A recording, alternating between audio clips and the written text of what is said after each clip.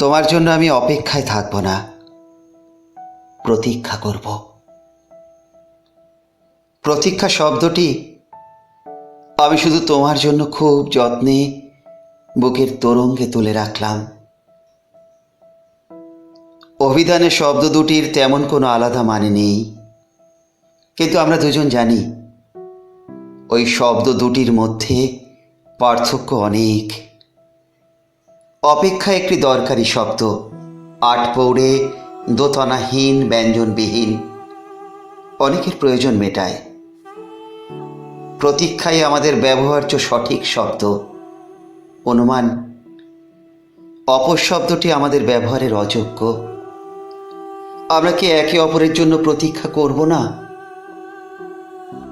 আমি তোমার জন্য পথপ্রান্তে অসত্যের মতো দাঁড়িয়ে থাকব। ওই বৃক্ষ অনন্তকাল ধরে যোগ্য পথিকের জন্য প্রতীক্ষমান। আমাকে তুমি প্রতীক্ষা করতে বলো, আমি ঠায় দাঁড়িয়ে থাকব অনর বিশ্বাসে।